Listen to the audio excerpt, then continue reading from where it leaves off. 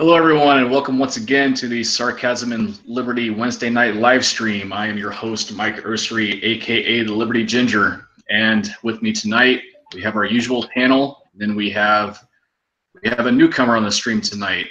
But first of all, we have Tim, our favorite paleo libertarian. We have Michael. We have Amos. We have our anonymous friend from across the pond, the pure madness one. And we have Dakota Maddox joining us tonight. What's going on, Dakota?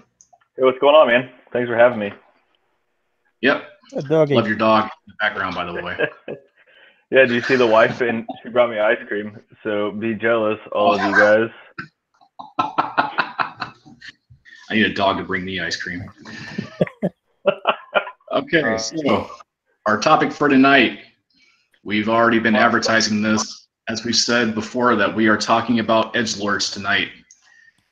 Now, recently, John McCain has passed. He passed this past Saturday, and after the announcement that he had died, you saw lots of takes on the internet.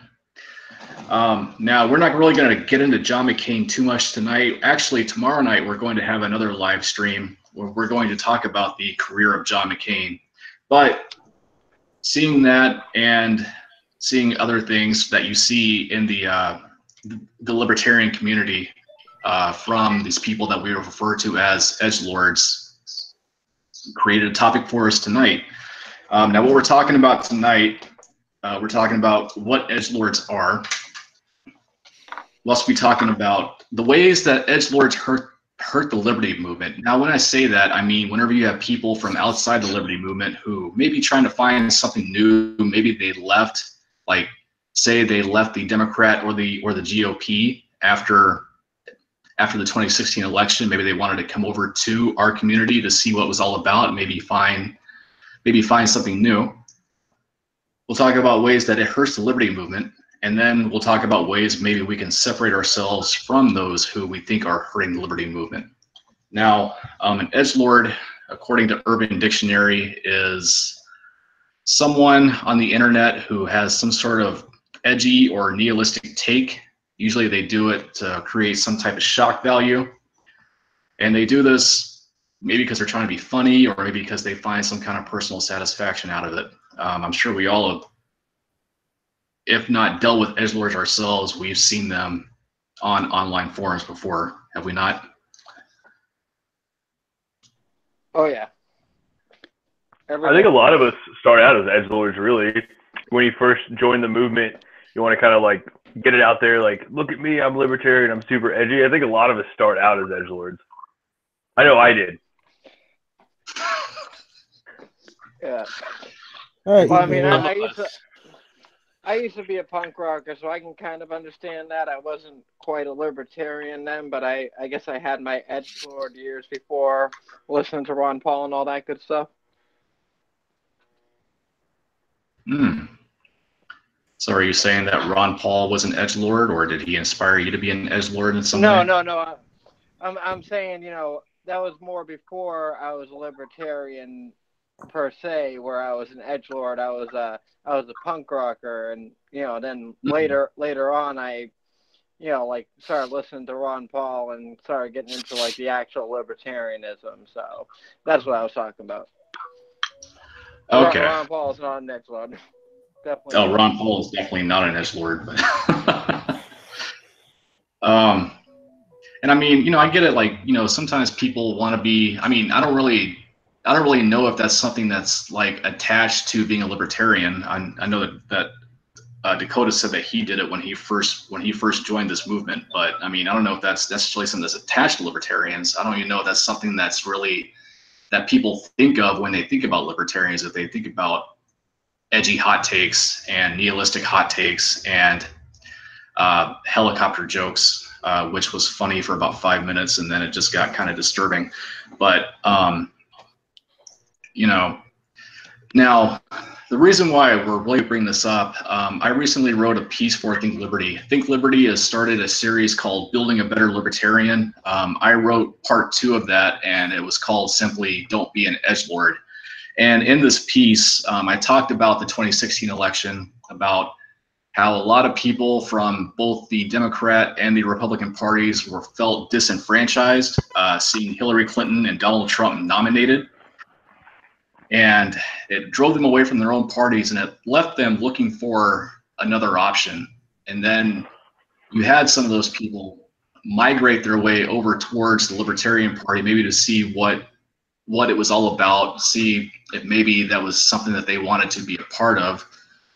And some of them, frankly, I think got driven away, and it's because of some of the things that you see in the libertarian community.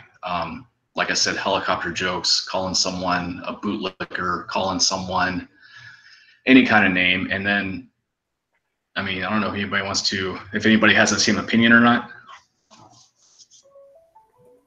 I think it goes along with any fringe group, right? Like anytime you're a fringe like movement, right, or a fringe ideal, like for example being an atheist, right? A lot of people who start out like when they first are like, oh, I'm an atheist now, a lot of times they're like, oh, I'm really atheist, and get like angry and yell at people and spew their nonsense all over the place. But as you kind of settle in and become more comfortable with your idealism and like how you think and how you believe, like you calm down a lot more. And I think it's the same thing with libertarianism, right? Like you get all these big ideas and you're not really sure exactly how they fit, and you're really not like comfortable enough to discuss them. So by throwing all these crazy hot takes and helicopter jokes, it protects you from having to actually explain your beliefs, since you're just now figuring out what they are. Okay, that's a fair point. Feel attacked. I feel attacked too. I attacked myself.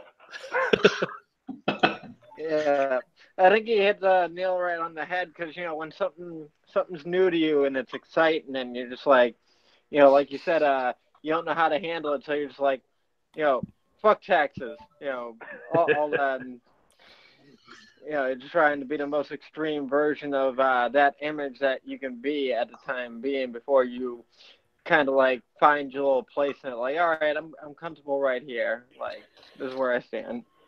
Okay. Well, in a way, though, aren't all libertarian? I mean, the libertarians as a whole is kind of, they're all edged to different degrees.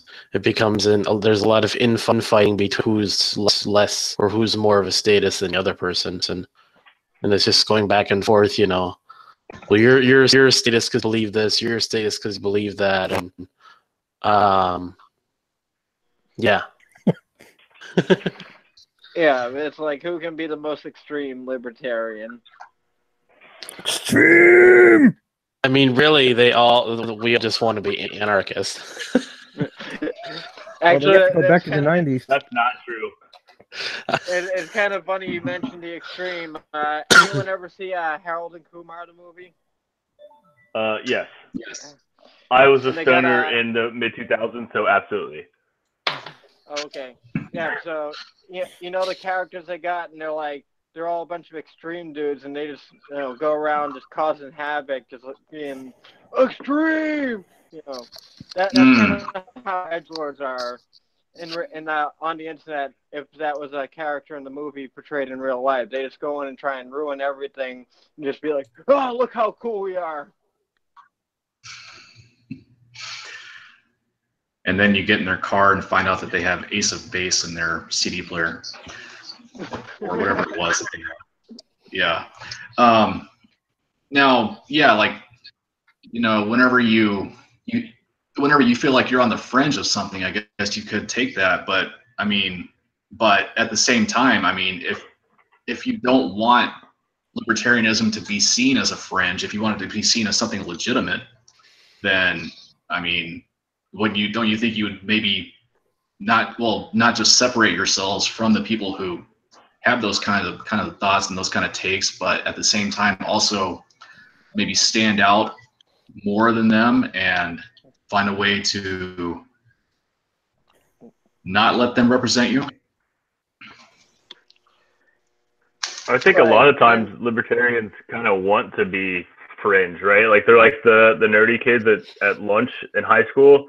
Like they want to sit all by themselves, and they don't want the cool kids to come sit by them, because then they lose their nerd cred, right? Like they're no longer outcasts, and that's kind of something to be sought after. And it feels like that a lot in the Libertarian Party. Like, hey, you cool kids over there in the Democrat and the Republican Party, you guys can't come hang out with us because you guys just aren't simply cool enough, right? Or aren't dorky enough, or whatever. Like, it seems like.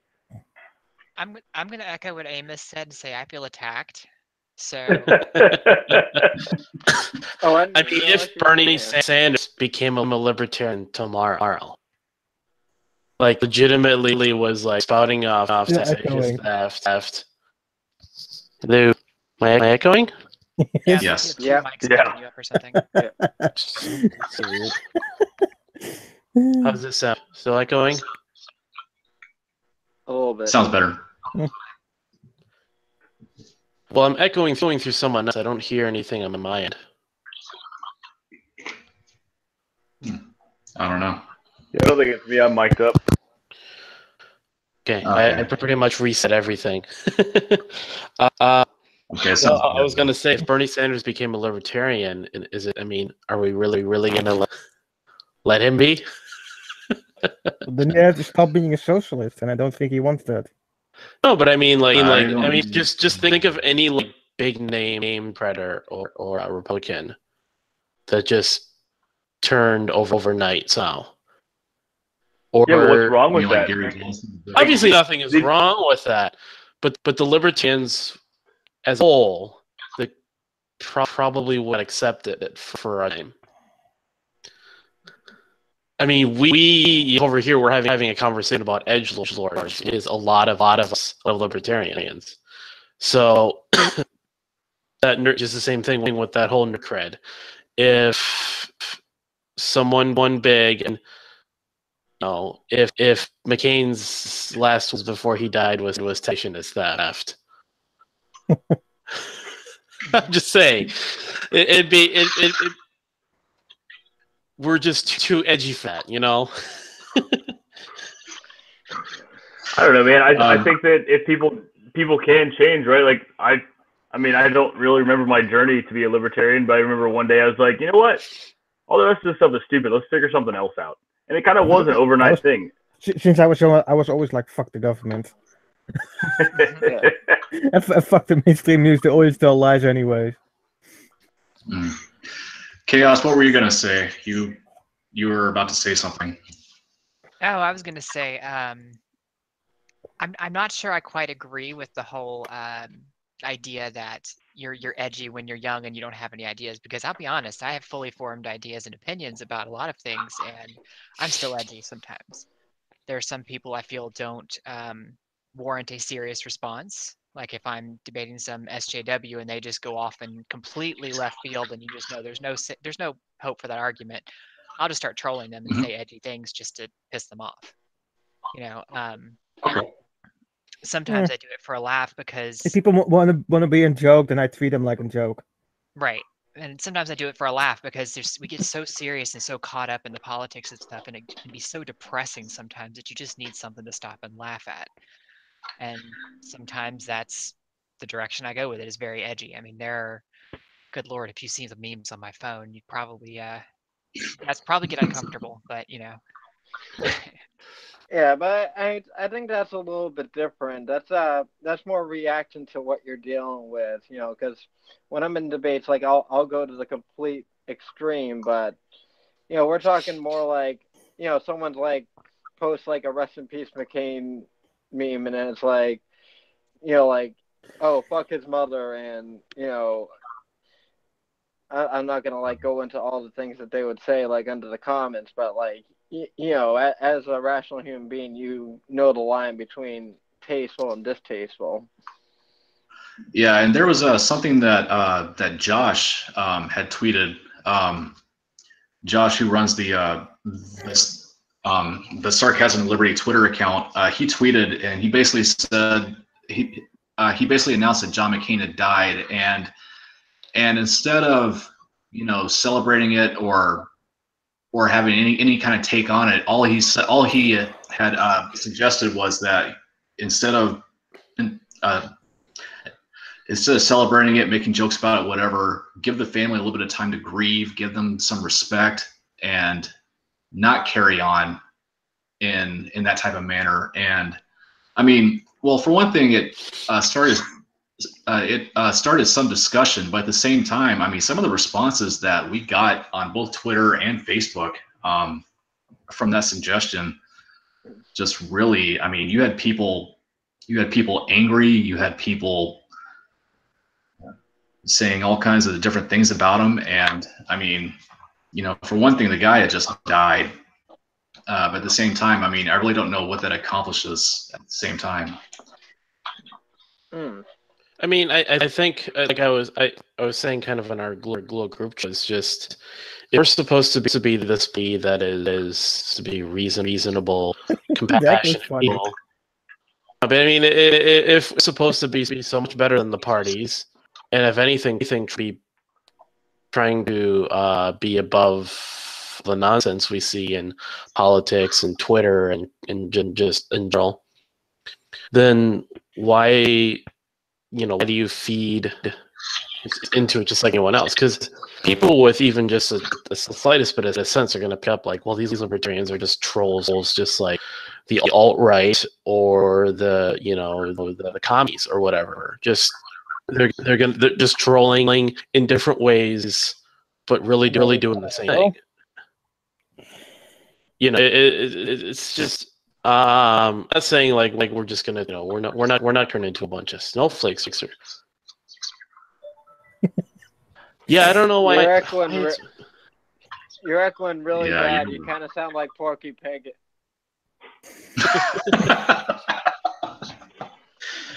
Now you can feel personally attacked.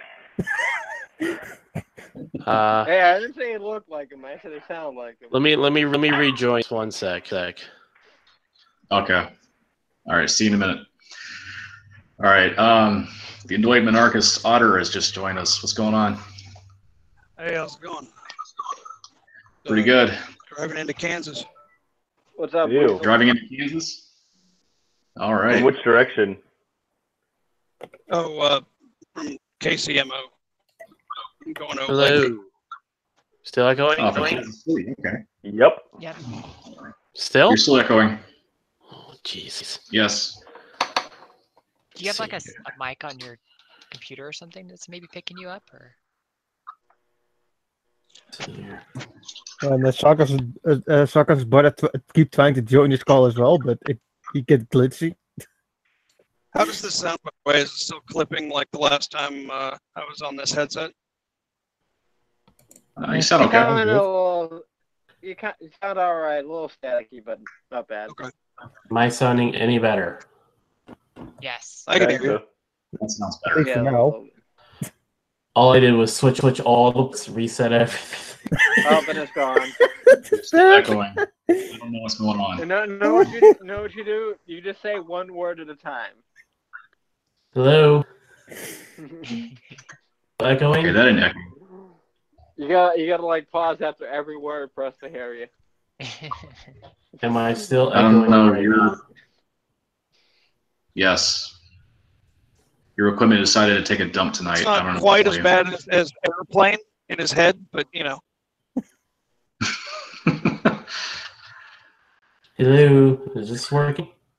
Is this thing on? Is this helping at all? No. Our new topic: Still technical now, difficulties. Yeah, a lot of people have them at the moment. Oh, Some people. That's not a lot. the stream is going amazingly swell. Does this help? Probably my fault since I'm new. Yeah, we'll just blame it on Dakota. He's the new guy. Can you get me now? Anyway, moving on. But as I was saying, Hello. Can you guys hear me? Yeah, we can hear. Yeah, Yes. No echo? No echo. I echo. a little bit. Oh, that's Say not something. good. Hello. Can you hear Hi. me? Still echo. You're still kind of echoing. All right. Anyway, where were we? Yeah. All right. Minarchus just joined us. Do what? I was joking. I said we were talking about pineapple pizza or something. Ooh, I like pineapple. Pineapple. pizza. You don't start that debate again. All right. I can say the same thing again. What I said a couple live streams ago about it again.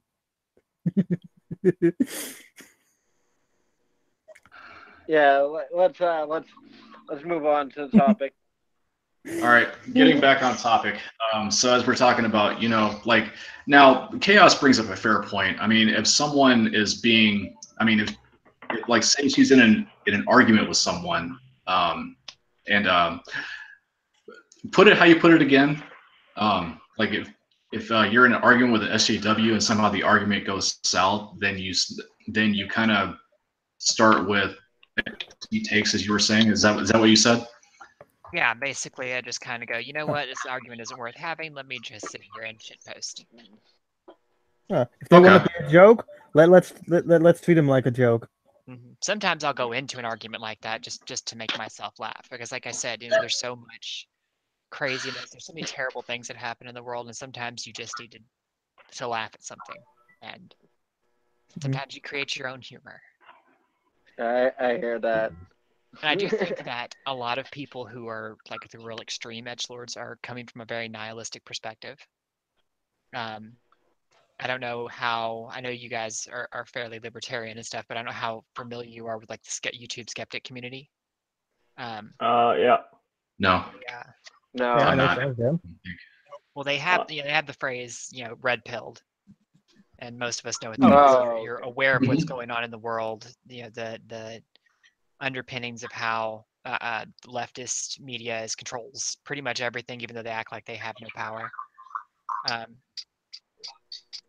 But there's a phrase that's come up in the past, I'd say years, maybe longer than that. It's called black pilled, where you've literally been inundated so much with all the terrible things going on in the world that you actually just kind of give up.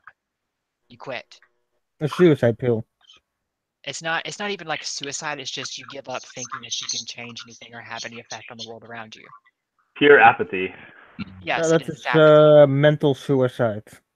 Pretty much. Yeah, that's just plain nihilism. It's a deep nihilism. It's like, well, this isn't going to work. Nothing we do matters. There's all these terrible things happening, and nothing we do is fixing any of it. Let the SJWs win. Let the world burn. Exactly, and there are a lot of people out there that are like that. And I think that's where a lot of that. Well, we become very black if let the world burn. It's a bit of a relief just not, having too much less of a, having a broken give a damn. Actually, Well, I mean, I think as libertarians, you got to be like at least 30% nihilistic, because you got to kind of let some of the shit fly. Like, shit's gonna happen. Like, humor is important. Terrible. Right? Yeah, that too.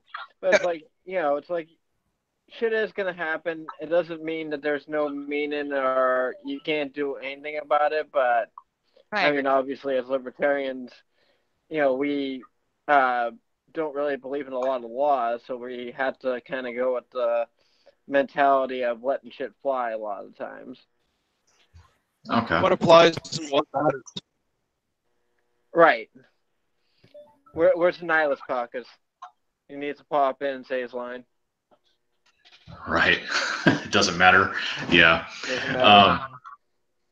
But at the same time, though, I mean, doesn't matter.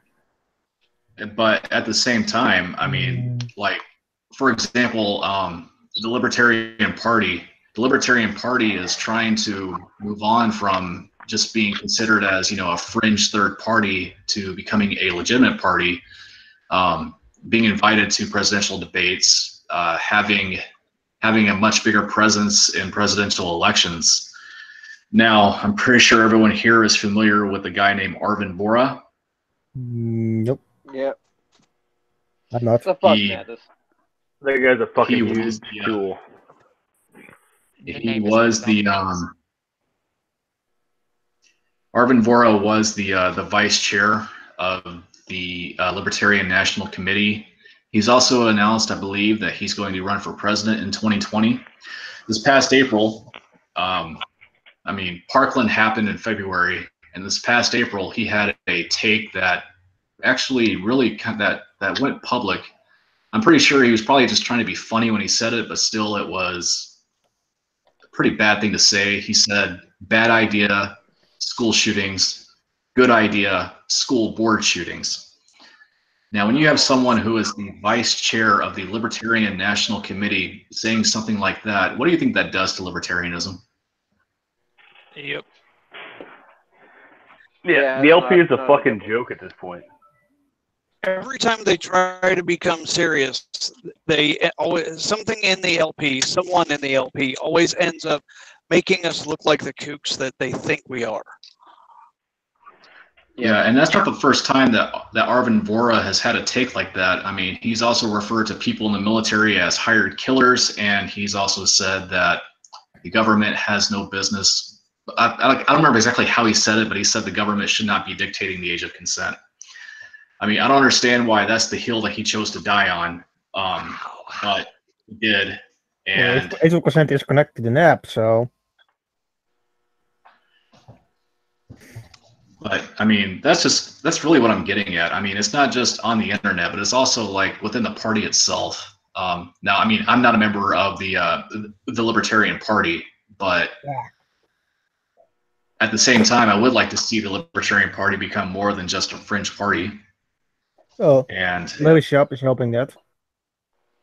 Yeah, Larry Sharp is fantastic. Yeah. Oh, I love Larry Sharp. Him and Alex Merced. Both of those guys are fantastic. Alex Merced? I don't know how you say his name, but yeah, he's a really nice guy. He's the vice chair now. He took Arvin's job, actually. Yeah, because didn't Larry Sharp threaten to resign if Arvin didn't lose his job? If they didn't, yeah.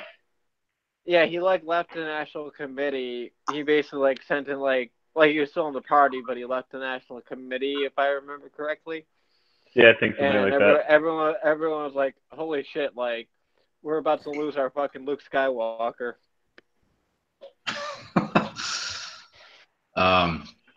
Yeah, I mean, I just think that, like, you know, whenever I brought up this topic for tonight, this is really what I was getting at. I mean, I don't understand that, you know, some people like to say funny things. Some people like to, I mean, for whatever reason they do it. I mean, they find some kind of personal satisfaction out of it. But whenever you look at the liberty movement as a whole, and whenever you think about how outsiders are going to look at this movement, I mean, you can do without the edgy takes and do without the things that drive people away and make us look like a bunch of kooks, as Otter put it. Sometimes a little bit of edgy jokes is not bad. The only problem is if you do it too much, then it becomes more a problem. I think the biggest problem is knowing your audience, right? Like, I think it's all well and good if you're telling helicopter jokes, which is still funny, by the way, Mike. I don't care what you say. Helicopter jokes are hilarious. Like if you're saying in a group of like-minded individuals, liberty-minded individuals, then it's probably fine. But when you go on a public platform, right, like, you know, and you're spewing all this vitriolic bullshit, probably doesn't really help, you know, what we're trying to do. It was like I was saying. It was like I was saying in the thread on Twitter there. You know, you can be. You can do one of two things. You can be an asshole or you can be an ambassador. You can be an asshole with like-minded people and friends and fellow assholes, but if you're going to be a spokesman for your idea and your movement, then you've got to choose which one you want to be and which one's going to sell. And very rarely does it ever sell your idea by being, somewhere between impolite and an edgelord. Right. No, absolutely.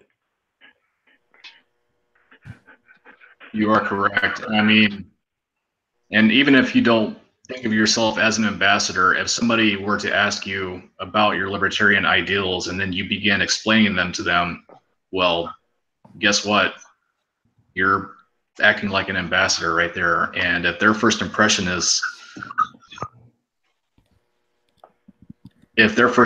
upon talking about taxes is someone talking about putting them in a helicopter and flying over the ocean and throwing them out of it. How are they supposed to react to that? See, Mike, they're still funny. Yeah. All right, can you guys hear me? I agree. We can make some changes, but I think everyone agrees the helicopter stay. The helicopter gender. Helicopters are a thing. Oh, I saw like a gender spectrum thing with the attack helicopter on it. I was just like, holy, oh my god. They identified as a. That is still one of the more normal ones I've seen. There are a lot of crazy ones. Like it pops up. It pops up on like one of the top images on Google when you like Google the picture. Like if you're just looking for the actual graph of what they're actually like explaining these how many genders they have now. Mm-hmm. It's like it's definitely like in the fifth picture. All right, Sam, you've been really quiet this whole time. Do you? Looking for some background noise. All right. So anyway, can you hear me? Yep. Yes. Yeah. Okay. Yeah, it's a new laptop, so first time I'm using it on this. Okay. Echo. A little bit echo. As the computer picks up, it should eliminate it though, pretty quickly. Say what? You were echoing for a minute, Paleo, but I think as your computer figures out that you're talking on it, it'll eliminate the echo. Hopefully. So this is the way that I've seen it though, is that a lot of these people that come across as edgelords are just coming across really angry and hostile towards the people that are legitimately at times asking questions and looking for information, especially when it comes to like libertarians and the liberty movement. And you have people that will ask a legitimate question like, why is taxation theft?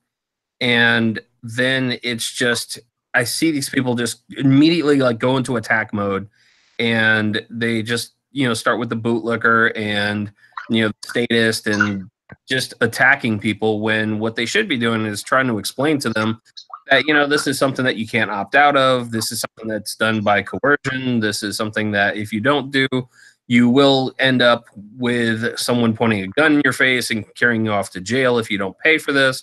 So instead of explaining things, a lot of times it's just purely attack and ridicule and try to, demean people. And I think that's wrong, and I think it's stupid. You'll notice that especially on Twitter, I never use foul language. I don't use strong language there, because the thing is that once you post something, it's there forever. And even if you delete a tweet, it doesn't prove that somebody didn't screenshot it already. It's not going to, it can come back to bite. It's never 100% deleted. You can find old tweets of people in an archive somewhere. Yes, as soon as you hit that send button, it's there. It's out there. So, you can scroll through people's timelines, and when you're scrolling through timelines, you see, the people that you're following, your followers, people that you click on, you get to see some of the stupidest things that people and then, at the same time, you have some people who try to remain civil, who will carry on conversations, and I think that's the better way to go, especially with the Libertarian Party right now having, as you mentioned, some horrible leadership, some people that just, come across as just being freaks, and that really needs to change. And I've said this so many times that the LP needs a charismatic leader. The LP needs some people to come into leadership that are actually going to lead the party in a positive direction and grow the party. I think Larry Sharp is great. I think that he is an example of the future of the party. I think that with now I don't know, in his Senate race. And I think that was great. And we need more things like that happening. I think Austin Peterson shot himself in the foot when he didn't run as a libertarian, when he ran as a Republican. I think it would have been much better for the party, and I think it would have been better off for him if he would have stayed as a libertarian candidate. And that way, at least he would have made it to the general election. I don't think in Missouri, I think he would have got a lot less press than he did. Although the Republican race was bought pretty handedly. Well, see, that the thing is that once Trump decides he's going to endorse someone, then is immediately half to 3/4 of the Republican base right there will blindly follow whatever he's saying right now. The Trump cult of personality that's happening right now, the people that are following him blindly, it's at a level of insanity that I've never seen before. Actually, I have under Obama. Well, no, it's different. I swear to you, it's different. I think the blind followers of Trump are worse than the blind followers of Obama. And let me give you an example right now. Right now, I live in Florida, and we just had our primary yesterday. And so the two candidates we're ending up with, on the Republican side, we have DeSantis, which was by Trump. And then on the other side, we actually have a Democratic socialist who is endorsed by Bernie Sanders on the Democrat side. The race here is for governor is a freaking joke. And so these Trump supporters that will, if Trump says, go vote for X candidate, they will just get up and go vote for X candidate. And you know, it's an echo chamber amongst the MAGA crowd, and the thing is that they all stay positive with each other, and they all go about things in the way of, well, we're going to talk positively about our position, and we're going to be positive about how great our candidate is and our party, blah blah blah. But on the libertarian side, we're not doing that, and that is a huge problem. And you have these, you know, like you're saying, edgelords that decide, oh, I'm going to be edgy and I'm going to like demean people and ridicule them. And when that happens, you alienate people that are honestly looking for an alternative to the duopoly. And so instead of drawing people in, we're just pushing them right back to where they came from. And that's just the wrong thing to do. Yeah, it's like whenever you have someone from the right who maybe left the GOP, you know, there was one thing that I put in my Think Liberty piece, and I said that while someone might leave their party, that doesn't necessarily mean that they leave their ideology as well. Whenever they make their way over to the Libertarian Party, they're not all of a sudden just, you know, thinking like a libertarian. They still have their conservative ideology, or moderate, or liberal, or socialist, or whatever it is. And you know, there are like for example, someone on the right, there are some things, you know, that person come from the right, there are some things that are really important to them. Maybe one of them is the American flag. So whenever you're talking about, you know, calling the flag the sky cloth, or calling them a flagget or a flag worshiper or whatever, I mean, like you said, that just immediately drives them away, and they go back, and then all of a sudden they either go back to where they came from, or they just feel lost, and they just don't know, like from there they don't know where to go. Flag it. I love it. Yeah. Oh, great, Mike. You just gave her an idea. Way to go. I have seen that word floating around. Trust me. Yeah. Well, I'm gonna take this moment to kind of disagree with Paleo over there over Austin running Republican, because I don't think either way, Republican or Libertarian, he's going to win the race anyways. But what he did, it gave Libertarian ideas more exposure.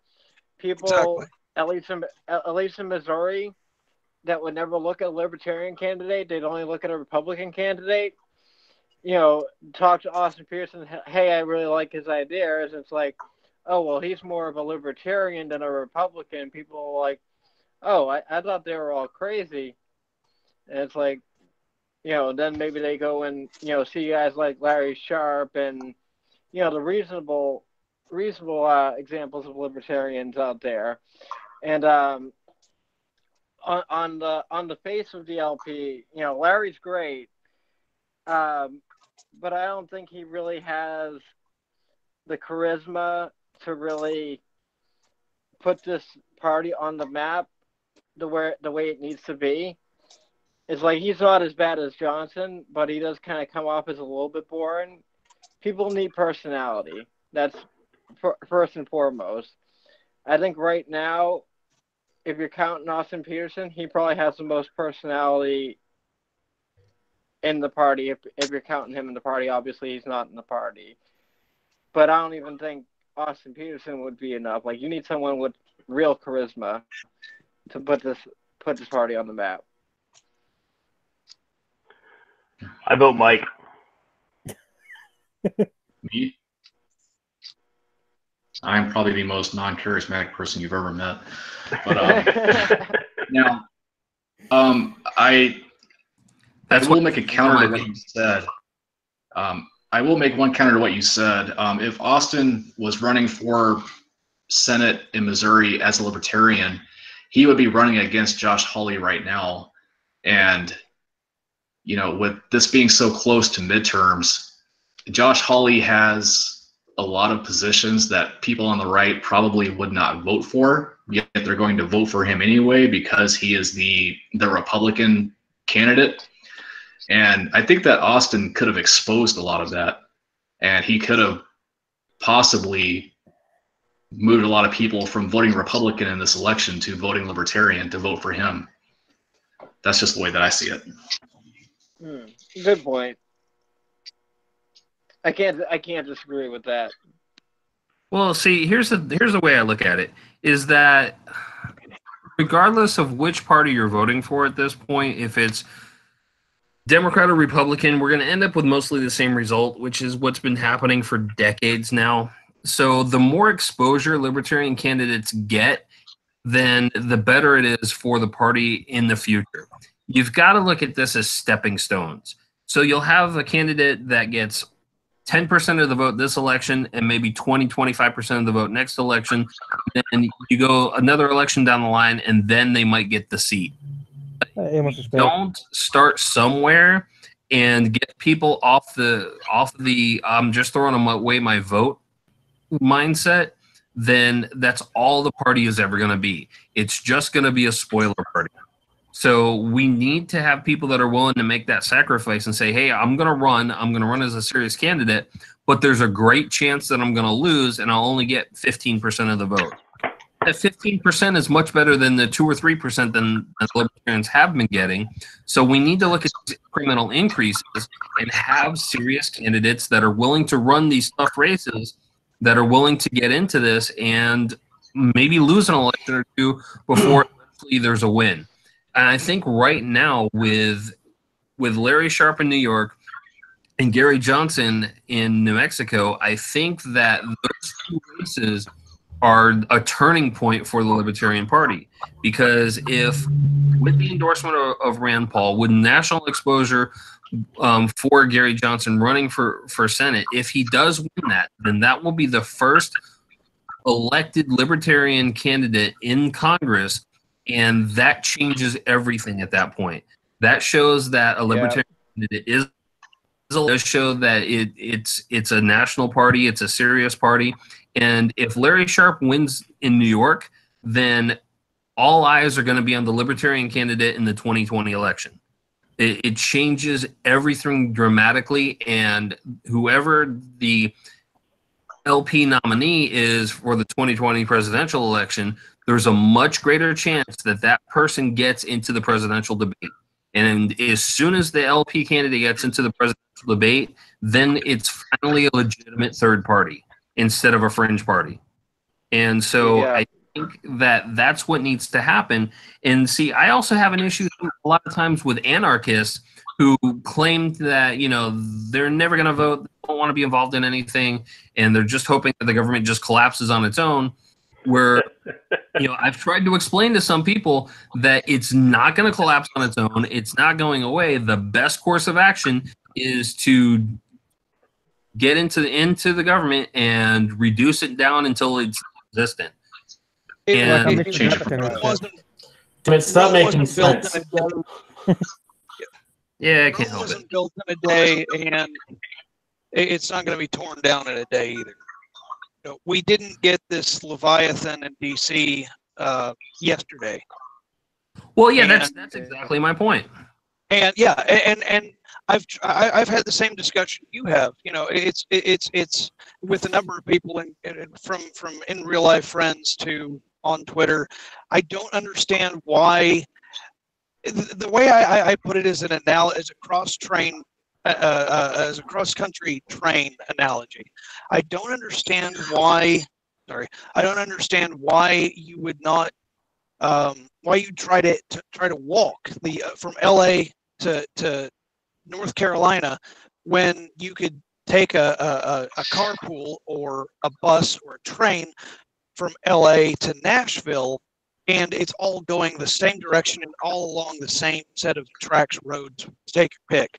You will help the momentum of the movement if it's going 80% of the distance you want to go, and you're more likely to facilitate getting where you want to go, and maybe you can influence to go 85% by being part of the movement instead of being, a lone drifter, for lack of a better term. And see, that's bringing us back to edgelords, is that you run across these people that are very anti-establishment, that are against the state, that are against the government, and instead of saying, yeah, I'm going to support somebody like Larry Sharp, and I'm going to support these candidates that are, minimal government candidates, that are smaller government candidates, that want to reduce taxes, that want to reduce regulations, they just will call you a statist, and they're calling you, bootlickers. And, I posted something a few weeks ago where I donated to the Larry Sharp campaign, and I had somebody get into this conversation with me, like, oh, you're supporting a statist. And I'm like, no, you don't understand. That's not the way things work. And finally, got to a point where I was saying, okay, so, Larry Sharp is looking to do something in order to reduce the size of government. What are you doing? You're just hoping that it goes away. And then this guy started calling me a Fed. Like, what? It just didn't make any sense. And the conversation just deteriorated from that point. And, the thing is that you're not really being edgy at that point. You're just being an ass. And it just defeats the purpose.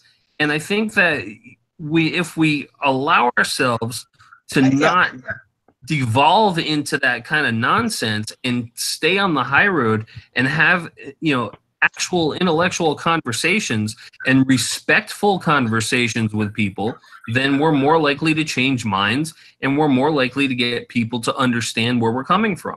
And when I have people, I'm sorry? On that same note, we have Jason in the live chat with us. Jason was trying to join our stream, but he's having some kind of technical difficulty. But he is with us in the chat, and he was telling us that the Libertarian Party has an edgelord caucus. We're not going to really say the name of the caucus because it's not important. But they are there. And really their whole purpose is to just have that edgelord persona and troll people. If you look back to the 2016 Libertarian Convention, you remember the guy that stripped on stage and started dancing? That was me. Yeah. Not you. I've never seen it, so I don't know. Well, it's not worth a look. Sounds funny. apparently the guy was a member of this caucus, and I guess they were also waving dildos around during that convention. Now, while people seem to think that a lot of people don't pay attention to the Libertarian Party, around election time, people are going to pay attention to the Libertarian Party just to see what's going on over there. And this guy who stripped and danced on stage, that went national. I mean, that showed up on. That's what everyone's on the map.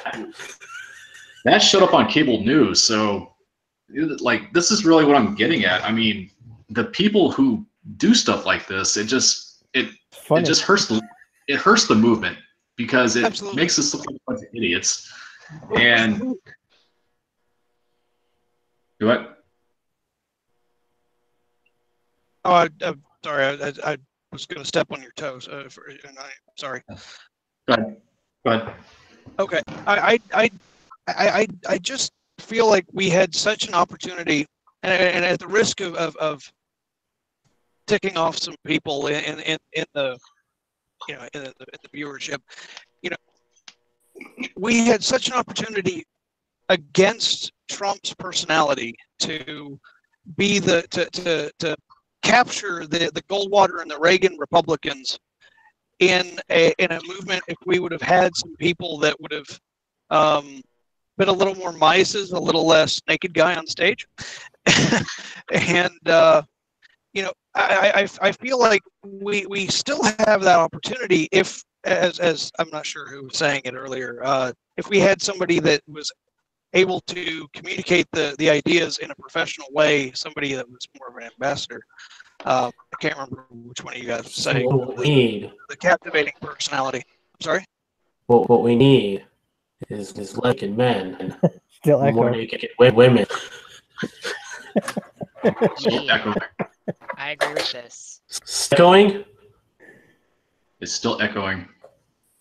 It's so funny. I was gonna kind of piggyback on what Jason was saying about how he said, less more people join the party and get active in leadership positions, they will always hold the party back. These people that we're referring to here, and I think it's part of the problem is any legitimate candidates that the Libertarian Party gets end up jumping ship and going to the Republicans or the Democrats because they know they can get more voters and they know they can get more attention there. They don't want to further the party and the party's interests. They want to become a politician. They want to get into office. They don't really care about the party. So anybody who has any it's not about the movement. It's about the power. Right. Like principle over party, like that type of thing. Mm-hmm. They're more worried about furthering their own career than they are worried about furthering the interests of the party, or just furthering their own values for that matter. Okay. Yeah, agreed. That's why I say in 2020, Mike and I should run. Do it. You know what's worse than edgelords though? What's that? Gatekeepers. Gatekeepers?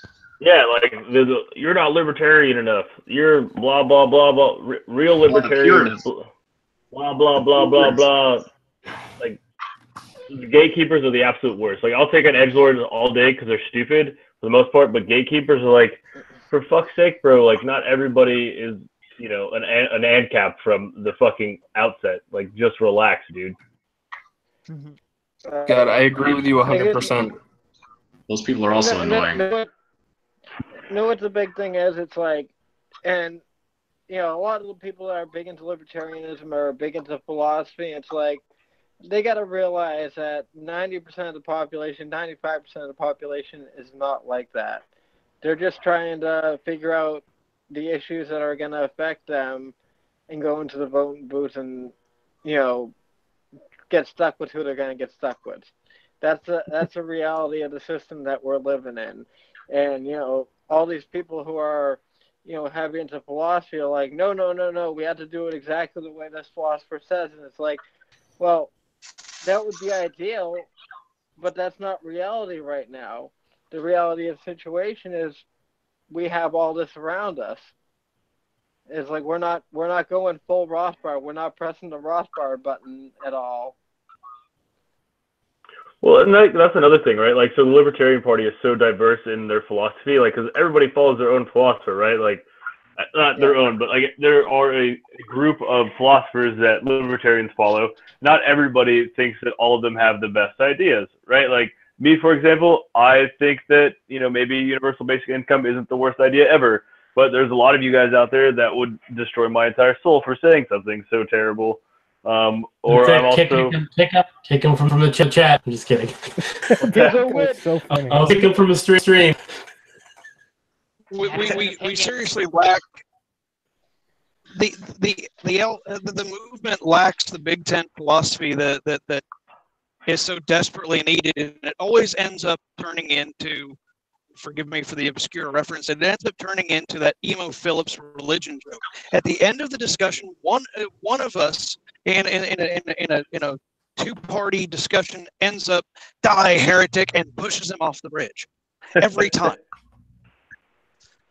You know, it comes down to such tiny little niggling differences that you know, we split hairs until we find the thing willing to push someone off the purity bridge for, and we declare the movement dead. We declare the movement hopeless. It becomes that meme of, you know, whatever that guy shooting the thing in the guy in the chair is. You know, why can't we? And then asking, why can't we move this forward? Why can't we make this happen? Every time. Yeah, yeah, that does happen. And we only have. I mean, I'm not saying each of us as individuals or even the group of us. I mean, but as ANCAP and libertarian minarchists, each of us, and as a group, I mean, the sum total of us only have ourselves to blame. That's the problem stares us in the face, mirror, each and every time, and we just don't admit it.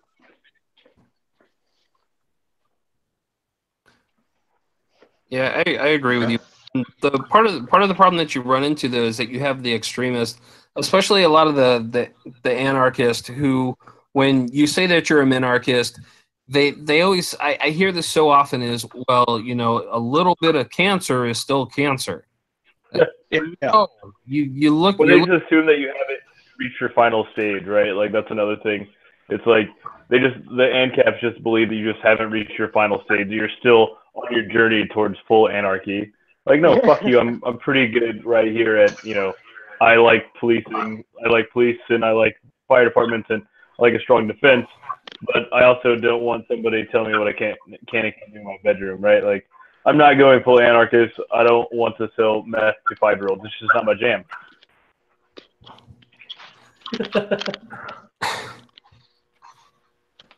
Yeah, see, I agree with you there.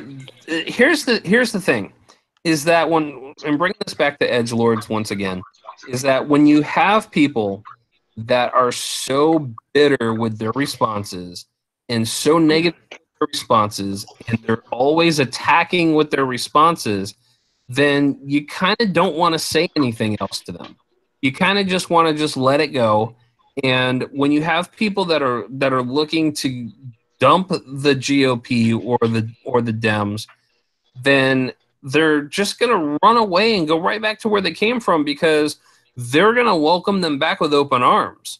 And when you have someone like that is, you know, they're disgusted by their party and they're looking for an alternative, and they have, you know, their horrible party that's willing to welcome them with open arms, and then you have, you know, some libertarians that they come across with that just start attacking them for what they believe, then they're not going to want that. They're not going to look at that like, oh, that's something I can get behind. Oh, you guys are for less taxes. That's something I can get behind. But then you're calling me a bootlicker at the same time. I don't want to have anything to do with you. So I think that these people that are edgelords and these gatekeepers, those are the people that do more harm than good. And they can be as edgy as they want to be, but honestly, a lot of times I just want them to shut up. Yeah. Yeah. Yep. And with that being said, it's like, you know, like you're I forget who was saying it, but they were talking about the dildos at the convention. It's like, you know, some people are looking at the Democrats and saying, like, you know, they're walking around. I know it's not the Democrats, but it's like, you know, some tied-in organization where they had all the pussy hats, and everyone was making a big deal about that. And it's like, oh, well, this is ridiculous. Mm-hmm. Like, I need to find a new place that, you know, I'm okay with gay marriage and, you know, equality and all that, but, you know, I'm not going to go that far where it's a freak show. And then it's like, oh, let's check out this one. Like, oh, well, this one has dildos. Exactly. As each party moves towards something that the center doesn't like, and towards something that the old school, the boomers of each party go, ugh. You know, we have an opportunity as libertarians from the ANCAPs to the to the most centrist libertarians, we have such a powerful opportunity right now to grab the people that were old school Democrats and the small government Republicans and say, see, we're not Trump. See, we're not these pussy hat wearing progressive freaks. Why don't you give us a shot? What have you got to lose? And the edgelords just make everyone run back and say, this wasn't so bad. Can I jump back into the neighborhood? Yeah, and another thing I want to add to that as well is that it's not just the boomers, but it's also the next generation, the millennials, and the kids that are coming up now too, because these are your voters that are about to choose the next leaders that we have. And quite honestly, the LP needs to be family friendly. We can't have naked men running around. We can't have dildos being waved around during a convention. The language needs to be controlled, and you can get your message across and do it in a clean way. And that's the thing that I don't think a lot of people understand, is that you have to be able to message across to a wide audience, and you need people to be able to listen to you. You need to be able to have a conversation with someone and have their kid standing right next to them, so the kid can say, well, I agree with that, Mom. What is this libertarian thing about? And if they, Mom just says, well, there was a naked man on TV and I had to turn it off, so I don't know, and I can't tell you because when I tried to ask a coworker, all they did was call me a bootlicker. So we need to have these conversations at a level that an entire family can sit down and listen to it. So that way it grows the party, it grows the movement, and young people right now have more free time than most of us because, we have work and obligations and families, and you've got these single people and you've got kids who have free time that can sit there and they can read books that are suggested to them and listen to ideas and formulate their opinions. But if you can't get your message to them, then somebody else will get to them. Somebody else will get them going to listen to. And that's why you have Antifa and these pussy hat wearing people. And that's why you have this MAGA movement. And you've got all these different sects of the population now in this country. Honestly, I think it's more divided than any other time in my life. And that's because people are getting these messages across, and we've got more Democrat socialists now than ever before. And people are listening to that message because it's a clean message. People are being welcomed with open arms, and they're not getting the hostility of a lot of the people in the LP, and a lot of the so-called libertarians and these edgelords are just driving people away, and that really needs to stop. I'm gonna agree with you, but I'm gonna say this: we're not in a clean era anymore. Like, even both sides of the presidential election, you had Trump, which he says whatever the hell he wants, and then we're talking about pussy hats and all this like lewd other stuff that the Democrat side is pushing. So it's like none of it's kid friendly anymore. Well, most of it is, though, and that's the thing. The majority of the message is, and if, like, for instance, let's look at Bernie Sanders and the Democrat socialists that are rising up, and this horrible candidate we have in Florida for governor right now. He ran a very clean campaign when it came to language and imagery. There was nothing surrounding Bernie Sanders whatsoever that was vulgar, and okay, yeah. And so that appealed to some people because it's like, oh, here's this nice grandfather type guy who just wants nice things for everybody. And that's the way he came across. And so he gained a following by being, the nice grandpa guy. And Grandpa Bad Touch. Did you say Grandpa Bad Touch? I did. Yeah.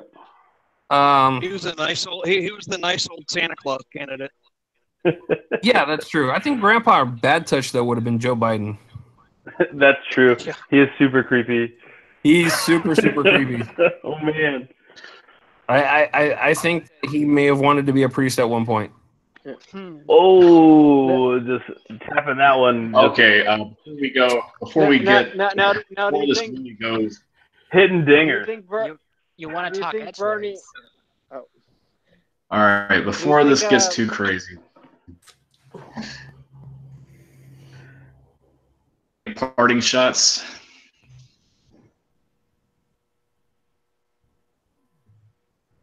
Any last minute points you want to make?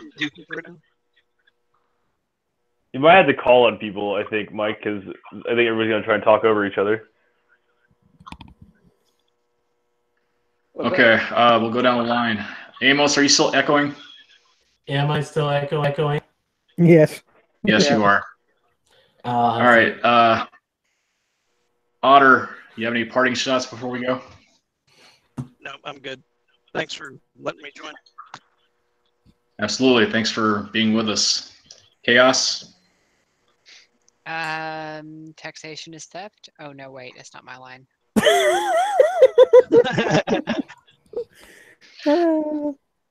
Okay. Dakota? I think that edgelords and gatekeepers are really lame, but the best thing that we can do is what we do now, which is, interact with people on a level that they can understand. It doesn't make us look like huge tool bags. So just remember, don't be any cool. Okay. Madness. Sleep is theft. Sleep is theft. All right. Michael. I guess so. I did think of something. All right. All right, Tim, you have any final parting shots before we sign off? No, just vote Paleo 2020. Yeah.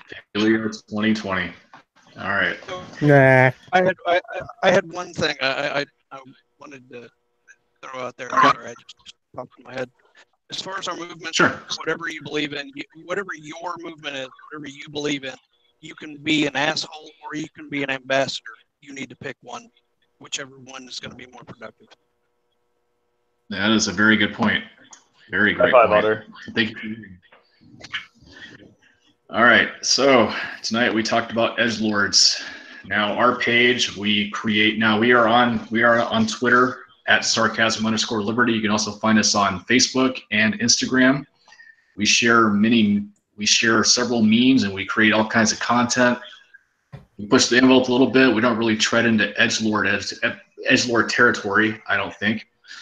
A little bit. We might push the envelope here and there, but if you want to be treated like a joke, then I treat you like a joke. Done.